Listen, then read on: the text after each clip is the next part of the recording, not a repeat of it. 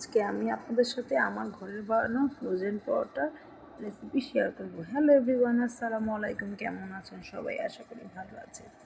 তো আমি বাসায় কীভাবে ফ্রোজেন পরোটা বানাই তার রেসিপিটি আপনারা দেখে নিন। প্রথমে একটা কড়াইয়ে পরিমাণ মতো পানি দিয়ে দিই, তার মধ্যে লবণ পরিমাণ মতো, চিনি 2 চামচ আর তেল অল্প একটু।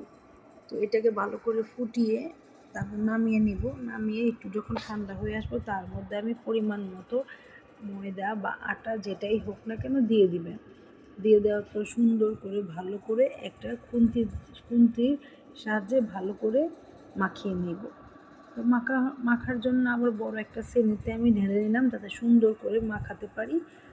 তাই এটা ফ্রিজে নিয়ে ভালো করে সুন্দর করে মাখিয়ে নিলাম। আর মাখানোর আগে আমি কিন্তু ভালো করে হাত পরিষ্কার করে নিয়েছি। তো এখন এখানে সুন্দর করে মাখিয়ে নিব।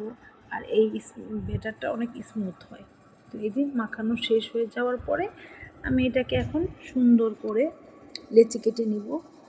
কতগুলি রুটি বানাবো, কতগুলি আমি পরোটা বানাবো। তো এখন প্রথমে আমি রুটিগুলি বেলে নিব।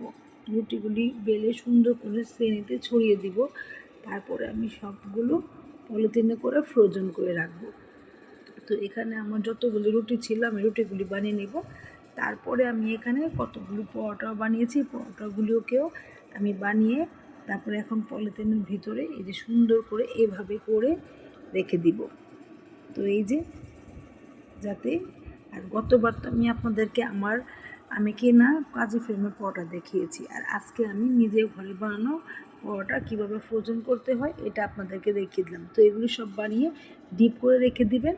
ওই বাইরের পরোটার মতনই যখন মন চাইবে নিয়ে আপনারা ডাইরেক্ট তাওয়ার মধ্যে দিয়ে একটু তেল দিয়ে সুন্দর করে ভেজে নেবেন। ব্যাস হয়ে গেল আপনার ফ্রোজেন পরোটা। আমার এই ফ্রোজেন পরোটার রেসিপি যদি আপনাদের ভালো লেগে থাকে তাহলে আমাকে ফলো দিয়ে আপনারা পাশে থাকবেন।